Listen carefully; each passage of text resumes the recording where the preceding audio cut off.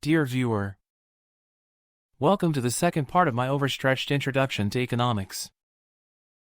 I understand that I'm late with getting this part ready, but I hope you will accept my apologies.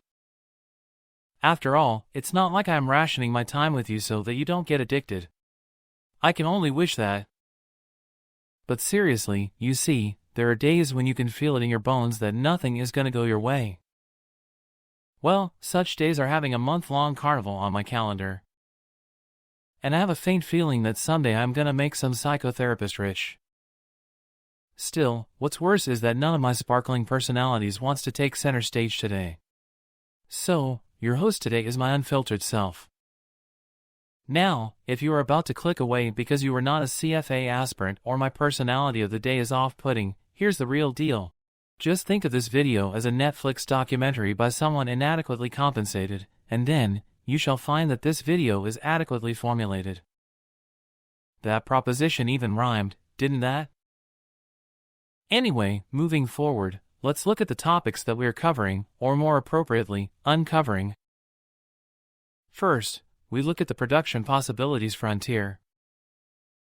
Second, we consider specialization and gains from trade. Third, we explore comparative advantage and gains from trade. Next, we look at the market system. And lastly, we stop. Now, it may be path-breaking to start from the middle, but I shall conservatively begin at the beginning. We live in a world of scarcity because we have unlimited wants but only limited resources to fulfill those wants. Basically, the economic resources or factors of production such as workers, capital, natural resources, and entrepreneurial ability used to produce goods and services are limited. So, in producing goods and services, we face trade-offs. Now, we begin our analysis of the economic consequences of scarcity and how a market system works by introducing an important economic model, the production possibilities frontier. Let's say you have earned a 10-day break from work that starts on the 23rd of December and ends on the 1st of January. Let's also say that this is how you allocate your 24 hours to different tasks on a workday. You sleep for 8 hours, work for 8 hours, and allocate the remaining 8 hours to everything else. That sounds about right, doesn't it? But now that you have a 10-day break from work, you reallocate your 24 hours of a day in a different way. You retain 8 hours for sleep, but allocate 8 hours to Netflix and chilling.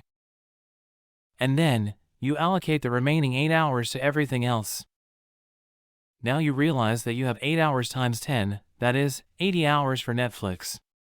So, you decide to watch two of the best series of all times, and find out that they are both streaming on Netflix. Overwhelmed with happiness, you thank your stars while I pray that Netflix really starts streaming Game of Thrones soon. Now, let's assume that each of these series has a total runtime of 80 hours. So, given your limited resources, time, subscription, popcorn, and comprehension ability, you face a trade-off. After all, resources devoted to watching one series are not available for watching the other series. Now, we can use the production possibilities frontier to analyze the trade-offs that you face. So, let's do that. You see, despite your limited resources, there are choices that you can make. For instance, you can choose point A where you spend all your 80 hours watching Breaking Bad. Alternatively, you can choose point B where you spend 60 hours watching Breaking Bad and 20 hours watching Game of Thrones. Or, you can choose point C and spend 40 hours watching each of the two series. Going further, you can even choose point D and allocate 20 hours to Breaking Bad and the remaining 60 hours to Game of Thrones. Or, you can choose point E and spend all your 80 hours watching Game of Thrones. Moving on, let's plot these points on a graph. Here, the green line in the graph represents your production possibilities frontier or PPF, for short. By definition, production possibilities frontier is a curve that shows the maximum attainable combinations of two goods or services that can be produced with available resources and current technology. You see, if you devote all your resources to watching Breaking Bad, you will be at point A. Similarly, if you devote all your resources to watching Game of Thrones, you will be at point E. However, if you devote your resources to watching both Breaking Bad and Game of Thrones, you can be at point B, C, D, or even F. In fact, all the combinations either on the frontier, like points A, B, C, D, and E, or inside the frontier, like point F, are attainable with the resources available.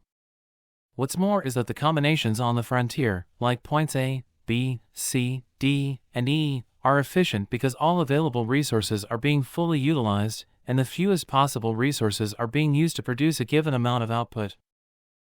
But combinations inside the frontier, like point F, are inefficient because maximum output is not being obtained from the available resources. For instance, at point F, you are just using 40 hours out of your total 80 Netflix hours. You see, you have 40 more hours that you can use. Moving on, let's talk about going beyond the frontier. Actually, you might like to be beyond the frontier, at a point like G, where you could be watching 60 hours of Breaking Bad and 50 hours of Game of Thrones. But then, points beyond the PPF are unattainable, given your current resources. To be at the combination at point G, you would need more resources such as time or, maybe, the ability to watch and comprehend at 1.5 times play speed. Notice that if you are watching efficiently and are on the PPF, the only way to watch one more hour of Game of Thrones is to watch one less hour of Breaking Bad. After all, the opportunity cost of any activity is the highest valued alternative that must be given up to engage in that activity. So, for you, the opportunity cost of watching one more hour of Game of Thrones is the number of hours of Breaking Bad you will not be able to watch because you will need to shift your resources to watching additional Game of Thrones. For instance, if you move from point B to point C, the opportunity cost of watching 20 more hours of Game of Thrones is the 20 fewer hours of Breaking Bad that you could have watched. Let's look at another example. In this example, we are using the PPF to explore issues concerning the economy as a whole. Suppose we divide all the goods and services produced in the economy into just two types, military goods and civilian goods. Let's say tanks represent military goods and automobiles represent civilian goods. Now, let's assume that if all the country's resources are devoted to producing military goods, 400 tanks can be produced in 1 year. And, we represent that point on the PPF with the letter A. Going further, let's assume that if all the country's resources are devoted to producing civilian goods, 500 automobiles can be produced in 1 year. Let's represent this point on the PPF with the letter D. As you can see, devoting resources to producing both goods results in the economy being at other points along the PPF, such as points B and C. Now, we also see that this PPF is bowed outward rather than being a straight line. This implies that the opportunity cost of automobiles in terms of tanks depends on where the economy currently is on the PPF. For example, to increase automobile production from 0 to 200, that is, for moving from point A to point B, the economy has to give up only 50 tanks. But, to increase automobile production by another 200 vehicles, that is, for moving from point B to point C, the economy has to give up 150 tanks. You see, as the economy moves down the PPF, it experiences increasing marginal opportunity costs. At this point, you are probably wondering why. So, let me tell you why. Increasing marginal opportunity costs occur because some workers, machines, and other resources are better suited to one use than to another. You see, at point A, some resources that are well suited to producing automobiles are producing tanks. So, shifting these resources into producing automobiles by moving from point A to point B allows a substantial increase in automobile production without much loss of tank production. But as the economy moves down the PPF, more and more resources that are better suited to tank production are switched to automobile production. As a result, the increases in automobile production become increasingly smaller, while the decreases in tank production become increasingly larger. Actually, in most situations, production possibilities frontiers will be bowed outward rather than linear. So, the idea of increasing marginal opportunity costs illustrates an important economic concept. The more resources already devoted to an activity, the smaller the payoff to devoting additional resources to that activity. Let's look at some examples. The more hours you have already spent studying economics, the smaller the increase in your test grade from each additional hour you spend and the greater the opportunity cost of using the hour in that way. Similarly, the more funds a firm has devoted to R&D during a given year, the smaller the amount of useful knowledge it receives from each additional dollar spent, and the greater the opportunity cost of using the funds in that way. Also, the more funds the federal government spends cleaning up toxic waste dumps during a given year, the smaller the reduction in pollution from each additional dollar spent and the greater the opportunity cost of using the funds in that way. Now, you will agree that at any given time, the total resources available to any economy are fixed. So, if the economy decides to produce more automobiles, it must produce less of something else, like tanks.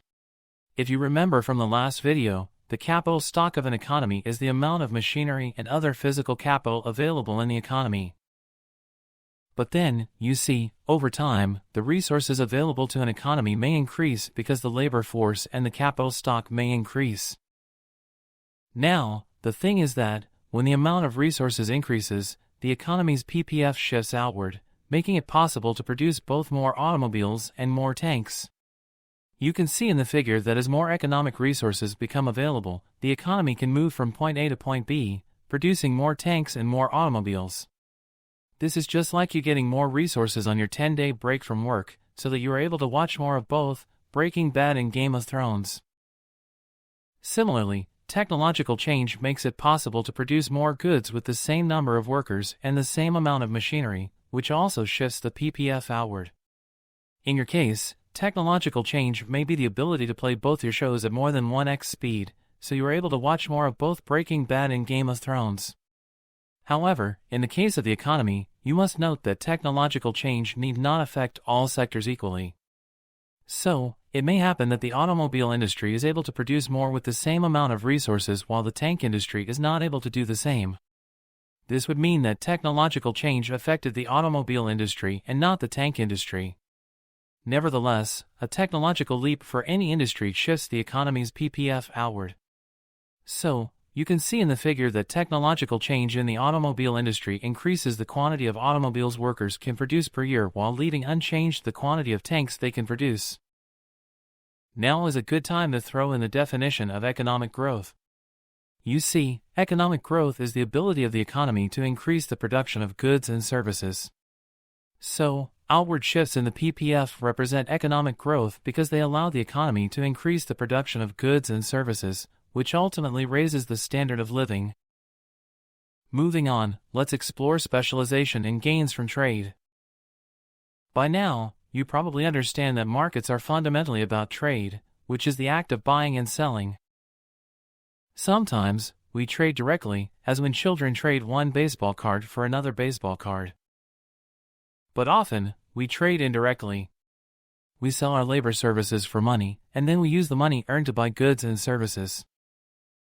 One of the great benefits of trade is that it makes it possible for people to become better off by increasing both their production and their consumption.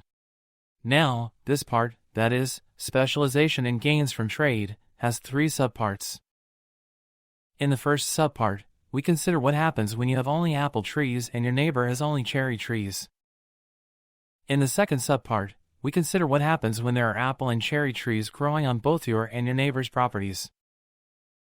And, in the last subpart, we consider what happens when your neighbor is better at picking both apples and cherries than you are. Now, let's assume that you are Jon Snow, and that your neighbor is Ygritte. You follow her on Instagram. Further, let's assume that this is your property which has apple trees. But mind you, you have only apple trees and no cherry trees. Now, let's assume that this is your neighbor, Ygritte's property, which has cherry trees. But then, she has only cherry trees and no apple trees. In this situation, if you both like apples and cherries, there is an obvious opportunity for both of you to gain from trade. You trade some of your apples for some of your neighbor's cherries, making you both better off. That makes perfect sense, right? Now, consider this. What if there are apple and cherry trees growing on both of your properties? Can there still be gains from trade? The answer to that is yes. There can still be gains from trade. But I guess, you are probably wondering how that might be. The answer is through specialization. For example, your neighbor might be very good at picking apples, and you might be very good at picking cherries. Then, it would make sense for your neighbor to concentrate on picking apples, and for you to concentrate on picking cherries. You can then trade some of the cherries you pick for some of the apples your neighbor picks. But then, there is a chance that one of you is better than the other at both the tasks. Let's say Igrit is better at picking both apples and cherries than you are. In this case, would there still be gains from trade?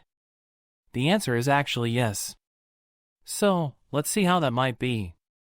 We can use PPFs or production possibilities frontiers to show how Igrit can benefit from trading with you even though she is better than you are at picking both apples and cherries. For simplicity, and because it will not have any effect on the conclusions we draw, we will assume that the PPFs are straight lines. Now, let's see how many pounds of apples and how many pounds of cherries you and your neighbor can pick in a week. For that, let's create a table featuring you and your neighbor, and the number of pounds of apples and cherries that you both are able to pick in a week. First, let's see how many apples each of you can pick in a week by devoting all time to picking apples. Let's assume that if you devote all your time to picking apples, you are able to pick 20 apples in a week. Further, let's assume that Igrit is able to pick 30 apples in a week. After all, she is better than you at picking both apples and cherries.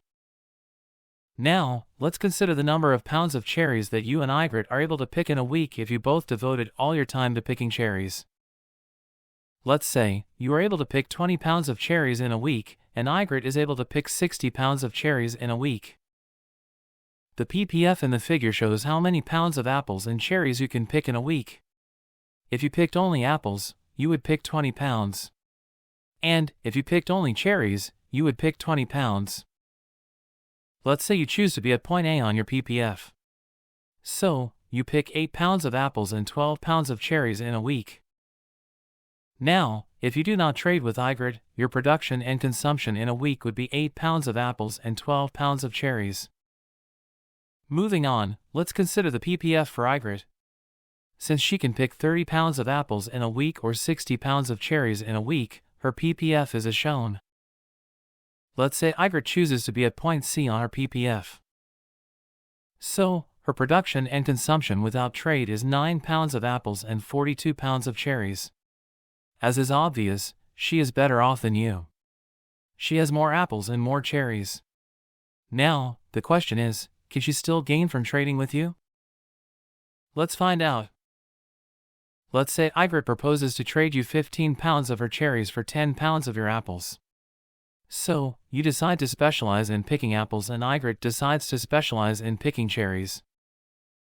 If you specialize in picking apples, you can pick 20 pounds in a week. If Igrit specializes in picking cherries, she can pick 60 pounds in a week. Now you both can trade. You have 20 pounds of apples.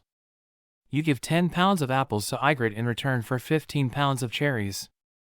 So, you end up having 10 pounds of apples and 15 pounds of cherries. And, Igrit ends up having 10 pounds of apples and 45 pounds of cherries. If we compare with the number of pounds of apples and cherries that each of you had before trade, we find that both of you gained from trade. Now, let's consider the PPFs for both you and Igrit. Here, we see that both you and Igrit are able to be at points beyond your PPFs. For instance, you end up at point B, and Igrit ends up at point D. So, we see that if you trade 10 pounds of your apples for 15 pounds of Igrit's cherries, you will be able to consume 10 pounds of apples and 15 pounds of cherries as indicated by point B. And, Igrit can now consume 10 pounds of apples and 45 pounds of cherries, as indicated by point D. Hence, you and Igrit are both better off. Note that in this example, we chose a specific rate of trading, 15 pounds of cherries for 10 pounds of apples. However, do remember that there are many other rates of trading that would also make you and Igrit better off. Moving on, let's explore comparative advantage and gains from trade. First, let's look at absolute advantage. By definition, absolute advantage is the ability of an individual, a firm, or a country to produce more of a good or service than competitors, using the same amount of resources. On the other hand, comparative advantage is the ability of an individual, a firm, or a country to produce a good or service at a lower opportunity cost than competitors. Let's look at an example. When you pick 1 pound of apples, you give up picking 1 pound of cherries. So, your opportunity cost of picking 1 pound of apples is 1 pound of cherries. On the other hand, when Igrit picks 1 pound of apples, she gives up picking 2 pounds of cherries. So, her opportunity cost of picking 1 pound of apples is 2 pounds of cherries. Here, we see that in picking apples, Igrit has absolute advantage over you because when she picks apples, she picks more than you. But in picking apples, you have comparative advantage over Igrit because your opportunity cost of picking apples is lower than that of Igrit's. After all, when she picks apples, she gives up more cherries than you do. So, in picking apples, Igrit has an absolute advantage over you, while you have a comparative advantage over her. Now, let's look at the case with picking cherries. When you pick 1 pound of cherries, you give up picking 1 pound of apples. So, your opportunity cost of picking 1 pound of cherries is 1 pound of apples. On the other hand, when Igrit picks 1 pound of cherries, she gives up picking half pound of apples. So, her opportunity cost of picking 1 pound of cherries is half pound of apples. In picking cherries, Igrit has absolute advantage over you because when she picks cherries, she picks more than you. Additionally, in picking cherries, you do not have comparative advantage over Igrit because your opportunity cost of picking cherries is higher than that of Igrit's. After all, when she picks cherries, she gives up less apples than you do. So, in picking cherries, Igrit has both an absolute advantage and a comparative advantage over you. Now, let's pretend we are old, like really old.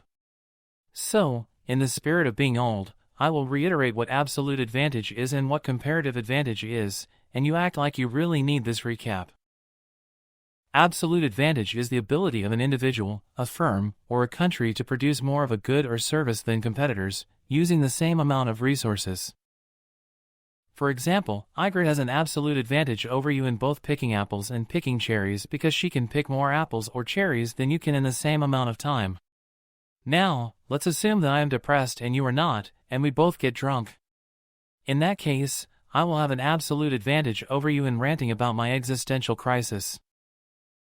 Moving on, let's go over comparative advantage. By definition, it is the ability of an individual, a firm, or a country to produce a good or service at a lower opportunity cost than competitors. For example, Igrit has a comparative advantage over you in picking cherries because her opportunity cost of picking 1 pound of cherries is only half a pound of apples, but your opportunity cost of picking 1 pound of cherries is 1 pound of apples. In the other example where I was depressed and you were not, you will have a comparative advantage over me in most things such as reading, writing, cooking, exercising, etc. This is because depression murders one's ability to do things, even simple things for that matter. Now this bit of information comes straight from my experience.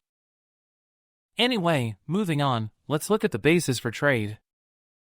Logically speaking, the basis for trade is comparative advantage, not absolute advantage. So, as a consequence, individuals, firms, and countries are better off if they specialize in producing goods and services for which they have a comparative advantage and obtain the other goods and services they need by trading. Now, moving on, let's check out the market system. Under the market system, we have two subparts. The first one is the invisible hand, and the second one is the circular flow of production, income, and spending. Now, you see, these three are the most popular hands of our times. You are probably acquainted with the first two, so I am going to skip talking about them and head straight to the least familiar looking one, or more appropriately, the invisible looking one. The invisible hand is called the invisible hand for the obvious reason that you can't see it. This hand was conceptualized by the Scottish philosopher Adam Smith, who is also known as the father of modern economics. Now, in case you were curious about how Adam Smith attained the fatherhood of modern economics, let me tell you that it happened because his book, An Inquiry into the Nature and Causes of the Wealth of Nations, published in 1776, was an early and very influential argument for the free market system. Now I guess I have left you wondering what a free market system is. So, here we go. A free market is a market with few government restrictions on how goods and services can be produced or sold or on how factors of production can be employed. You see, in Smith's time, in many parts of Europe, the guild system prevailed. Under this system, governments would give guilds, or organizations of producers, the authority to control the production of a good. For example, the Shoemakers Guild controlled who was allowed to produce shoes, how many shoes they could produce, and what price they could charge. Adam Smith argued that such restrictions reduced the income and wealth of a country and its people by restricting the quantity of goods produced. But, some people at the time supported the restrictions of the guild system because it was in their financial interest to do so. After all, if you were a member of a guild, the restrictions served to reduce the competition you faced. Still, it wasn't just that. Other people believed that the alternative to the guild system was economic disorder. In Smith's day, defenders of restrictions on how firms operate argued that if, for example, the Shoemakers Guild did not control shoe production, either too many or too few shoes would be produced. In contrast, Smith maintained that prices would do a better job of coordinating the activities of buyers and sellers than the guilds could. Smith argued that a country could enjoy a smoothly functioning economic system if firms were freed from restrictions placed on their operations either by guilds or directly by governments. Now, a key to understanding Smith's argument is the assumption that individuals usually act in a rational, self-interested way. If you remember, this was the first key economic idea in my previous video. People are rational. Individuals take the actions that are most likely to make themselves better off financially. If you remember, this was the second key economic idea in my previous video. People respond to economic incentives, which means that people take those actions which are most likely to make them better off financially. Now the thing is that Adam Smith understood, as economists today understand, that people's motives can be complex. After all, people do act from a variety of motives such as love, hatred, jealousy, or sympathy. Yet, when we analyze people in the act of buying and selling, the motivation of financial reward usually provides the best explanation for the actions people take. Adam Smith argued that for the market mechanism to work in response to changes in consumers' wants, prices must be flexible, that is, the prices of goods and services should be free to change as consumer preferences change and as costs of production change. For example, falling prices for DVDs and music CDs were a signal to movie studios and record companies to devote fewer resources to these products and more resources to making movies and music available to stream online. Firms respond individually to changes in prices by making decisions that collectively end up satisfying the preferences of consumers. For example, suppose that consumers decide that they want to eat less bread, pasta, and other foods that contain gluten. Then, the prices firms can charge for gluten-free bread and pasta will increase. The self-interest of firms will lead them to produce more gluten-free bread and pasta and less regular bread and pasta, which, in fact, is what has happened over the past 10 years. Even today, economists use Adam Smith's metaphor of the invisible hand to describe how the market leads firms to provide consumers with the goods they want. Today, there are relatively few government restrictions on economic activities in the United States, Canada, and Western Europe. So these countries come close to the idea of a free market. Frankly, countries that come closest to the free market benchmark have been more successful than countries with centrally planned economies in providing their people with rising living standards. In free markets, the invisible hand of the market coordinates the decisions of consumers and sellers. Still, there are countries where the free market system has been rejected in favor of centrally planned economies with extensive government control over product and factor markets. Examples of such countries are Cuba and North Korea. Moving on, let's explore the circular flow of production, income, and spending, which is a simple economic model that illustrates how participants in markets are linked. First, let's talk about markets. By definition, a market is a group of buyers and sellers of a good or service and the institution or arrangement by which they come together to trade. Markets can be physical places, such as the pizza parlors, or virtual places, such as Amazon. In an economy, there are two types of markets: product markets and factor markets. Product markets are markets for goods or services. In product markets, households are demanders and firms are suppliers. On the other hand, factor markets are markets for the factors of production. By factors of production, we mean the inputs that are used to make goods and services. factors of production are divided into 4 broad categories. The first category is labor. The second category is physical capital, which refers to goods that are used to produce other goods. So, this category includes computers, office buildings, machine tools, etc. Now the third category under factors of production is that of natural resources. These include land, water, oil, iron ore, and other raw materials that are used in producing goods. Lastly, under factors of production, we have entrepreneurial ability. By definition, entrepreneurial ability is the ability to bring together the other factors of production to successfully produce and sell goods and services. Moving on, let's talk about households and firms. A household refers to all the individuals in a house. So, a household may consist of one person or several persons. On the other hand, a firm is an organization that produces a good or a service. So, firms are suppliers of goods and services. In fact, firms use the funds they receive from selling goods and services to buy or hire the factors of production needed to make the goods and services.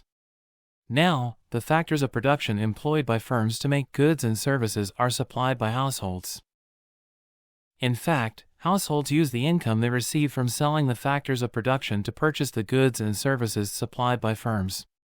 You may be familiar with households as suppliers of labor because most people earn most of their income by going to work, meaning they are selling their labor services to firms in the labor market. But then, households own the other factors of production as well, either directly or indirectly, by owning the firms that own these resources. In fact, all firms are owned by households. Small firms, like a neighborhood restaurant, might be owned by one person. Large firms, like Amazon, are owned by millions of households that buy shares of stock in them. So, when firms pay profits to the people who own shares of stock in them, the firms are actually paying for using the capital and natural resources that are supplied to them by those owners. Households and firms are linked together in a circular flow of production, income, and spending. In factor markets, households supply labor, entrepreneurial ability, and other factors of production in exchange for wages and other payments from firms. In product markets, households use the payments they earn in factor markets to purchase the goods and services supplied by firms. Firms produce these goods and services using the factors of production supplied by households. Still, this circular flow diagram is far from perfect. The circular flow diagram leaves out the important role of government in buying goods from firms and in making payments, such as Social Security or unemployment insurance payments, to households. The circular flow diagram also leaves out the roles played by banks, the stock and bond markets, and other parts of the financial system. Lastly, the circular flow diagram leaves out the fact that some goods and services purchased by domestic households are produced in foreign countries, and some goods and services produced by domestic firms are sold to foreign households. Still, one of the great wonders of the market system is that it manages to successfully coordinate the independent activities of so many households and firms. Now, finally, we can stop. Do tell me in your comments how would you like me to improve, and hopefully I shall meet you again with my next video.